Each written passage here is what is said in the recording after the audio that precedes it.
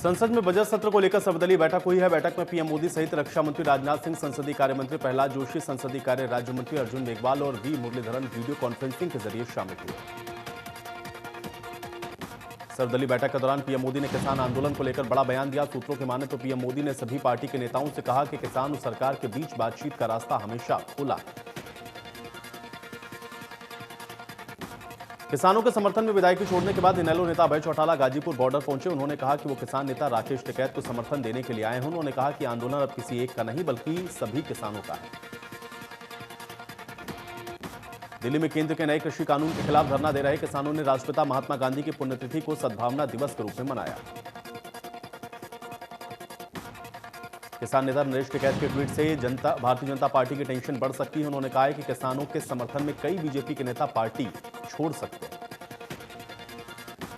कांग्रेस से राज्यसभा सांसद दीपेंद्र हुड्डा भी कल गाजीपुर बॉर्डर पहुंचे थे। किसानों से मुलाकात की थी। दीपेंद्र हुड्डा का कहना है कि सरकार को बातचीत का रास्ता खोलना चाहिए, किसानों की मांग को मानना चाहिए।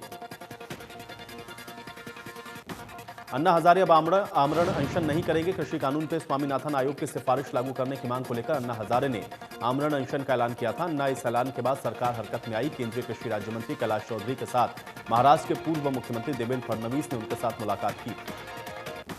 कांग्रेस प्रदेश अध्यक्ष ने केंद्र सरकार पर निशाने पर लिया और कहा कि कृषि कानून की वजह से आज देश में ऐसे हालात बने हैं जिसने सबको परेशान किया है। सैलजा ने कहा कि कांग्रेस ने इन तीनों काले कानून की खिलाफत शुरू की है और यही कांग्रेस का स्टैंड है।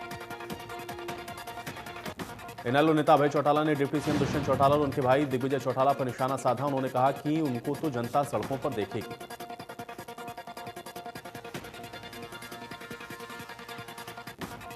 अंबाला के शंभू बॉर्डर पर टोल प्लाजा पर किसानों ने राष्ट्रपिता महात्मा गांधी की पुण्यतिथि सद्भावना दिवस के रूप में मनाई। 7 किसान एक दिन के लिए यहां पर अनशन पर बैठे।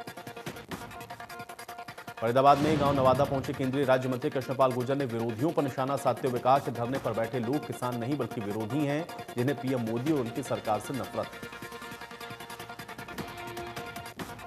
कुरुक्षेत्र में तिरंगे का अपमान नहीं सहेगा हिंदुस्तान की आवाज को बुलंद करते हुए विधायक सुभाष सुधा की अगुवाई में तिरंगा यात्रा निकाली गई, जिसमें सामाजिक संस्थाओं के प्रतिनिधियों ने बढ़ चढ़कर हिस्सा लिया। पंचकुला में तिरंगे का अपमान नहीं सहेगा हिंदुस्तान की आवाज को बुलंद करते हुए सामाजिक संस्थाओं की ओर से सर्व सम्मान तिरंगा यात्रा का आयोजन किया गया। दिल्ली के टिकरी बॉर्डर से टोहाना के 2 किसान नेताओं को गिरफ्तार किया गया है। दोनों की गिरफ्तारी के बाद किसान संगठन में रोष बना हुआ है।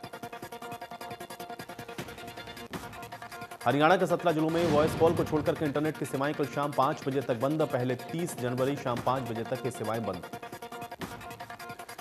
कालका से कांग्रेस विधायक प्रदीप चौधरी की सदस्यता रद्द। हिमाचल के नालागढ़ कोर्ट ने सुनाई है 3 साल की सजा। स्पीकर ज्ञानचंद गुप्ता बोले, विधानसभा के नियम और सुप्रीम कोर्ट के फैसले के आधार पर खाली हुई कालका की सीट।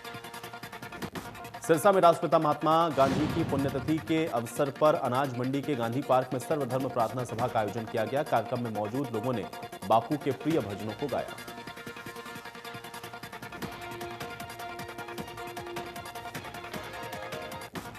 पहली कक्षा से 8वीं कक्षा तक के स्कूलों को 1 फरवरी से खोले जाने को लेकर के स्कूल में तैयारियां जोरों पर हैं। इसको लेकर के बल्लभगढ़ के सीनियर सेकेंडरी स्कूल में छात्रों के लिए दिशा निर्देश के अनुसार कार्य शुरू किया गया। प्रदेश सरकार के द्वारा 9वीं से 12वीं तक की कक्षाएं सुचारू रूप से लगाई गई हैं। इसके बाद अब डायरेक्टर सेकेंडरी एजुकेशन के द्वारा पत्र जारी करके 6ठी से 8वीं तक की कक्षाएं लगाए जाने की अनुमति दी गई है। इसमें बच्चों को मास्क, सैनिटाइजर और सोशल डिस्टेंसिंग के नियमों का पालन करते हुए पढ़ाया जाएगा। इंद्री के सरकारी अस्पताल में स्वास्थ्य कर्मियों ने बैठक का आयोजन किया। इसमें कुष्ठ मुक्त भारत बनाने की शपथ ली गई है। इस मीटिंग में स्वास्थ्य विभाग के द्वारा राष्ट्रीय स्तर पर चलाए जा रहे पोलियो कार्यक्रम स्पर्श कुष्ठ जागरूकता अभियान चलाया गया। टोहाना में कृषि यंत्र बनाने वाली फैक्ट्री में खाना बनाने वाला कर्मचारी अपने 2 साथियों के साथ तकरीबन 5 लाख की चोरी करके फरार हो गया। आरोपी नेपाल के काठमांडू का बताया जा रहा है। फरीदाबाद में देर रात ज्वेलरी की शॉप की छत और अलमारी काटकर चोरों ने लगभग लाखों की ज्वेलरी पर हाथ साफ किया है। पीड़ित दुकानदार ने शिकायत पुलिस को दी है। पुलिस ने मामले की जांच शुरू की।